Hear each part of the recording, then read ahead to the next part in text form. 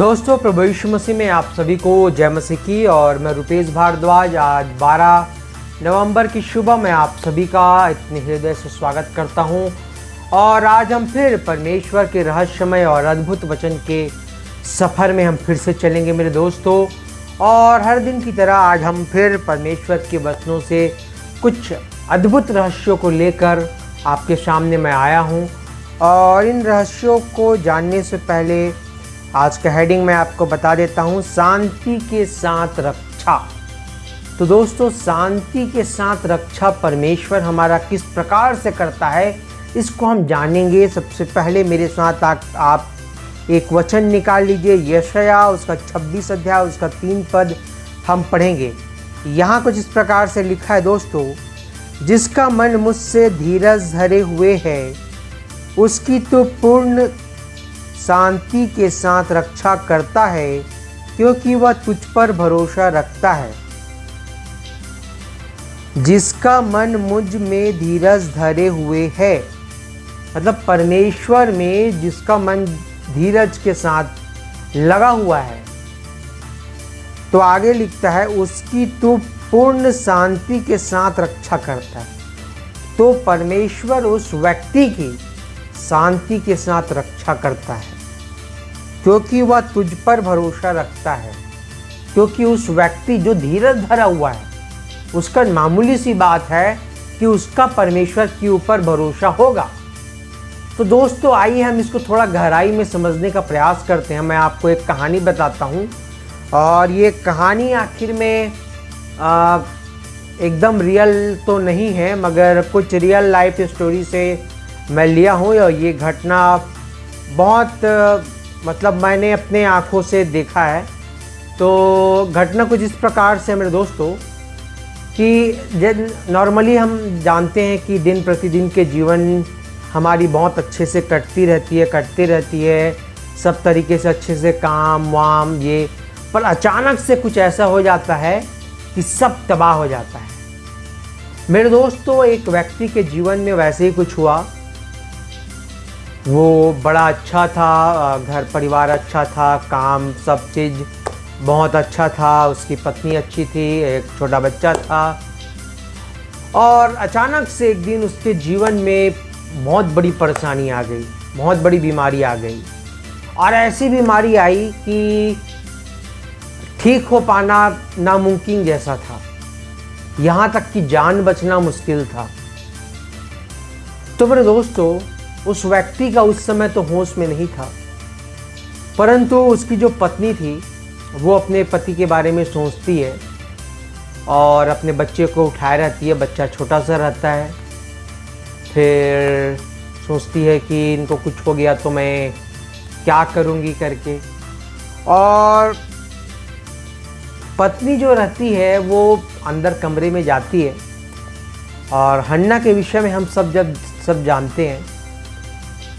तो हन्ना के तरह वो कमरे अंदर जाके परमेश्वर से बिलक बिलक कर प्रार्थना करने लगती है, रोने लगती है, प्रार्थना करती है।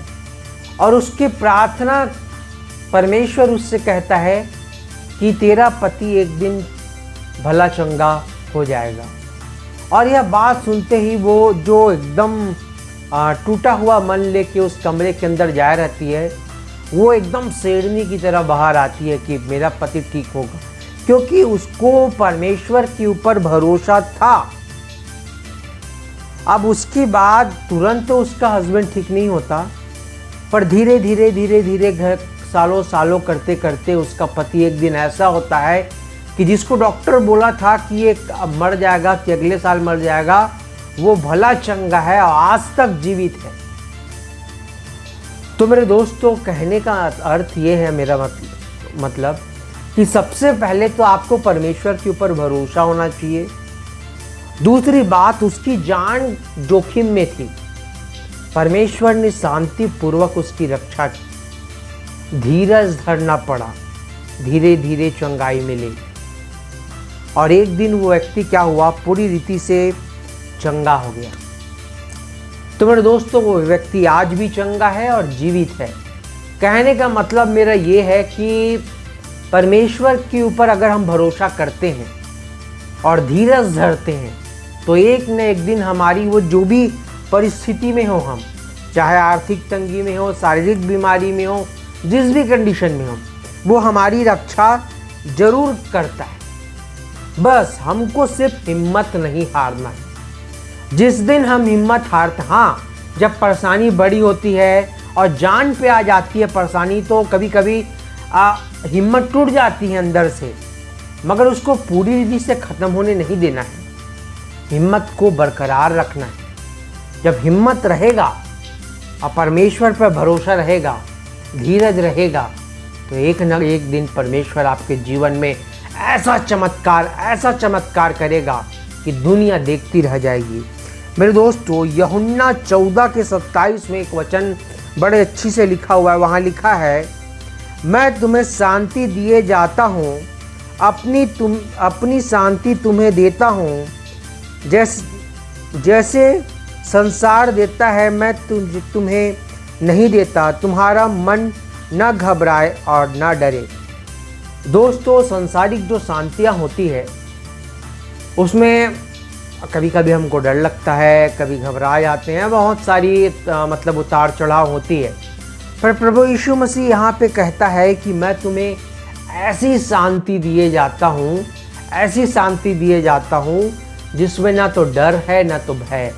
अब इसकी पत्नी को ना तो डर था उसके पति के मरने का और ना भय था कि और ज़्यादा बीमार पड़ेगा। उसको ये यकीन था कि उसका पति एक न एक दिन चंगा होगा। तो मेरा दोस्तों कहने का मतलब सिर्फ ये है, सिर्फ आप परमेश्वर पे धीरज धरकर भरोसा रखें, वो आपकी रक्षा, चंगाई, हर प्रकार से सहायता जरूर करेगा। तो मेरे दोस्तों, मिलते हैं आज शाम को। तब तक के लिए मैं आपसे अलविदा लेता हूँ और मैं रुपेश भारद्वाज मिलता हूँ आज 12 नवंबर की शाम। और आज का सवाल आपको अगले स्लाइड में मिल जाएगा। तब तक के लिए आप सभी को नमस्कार।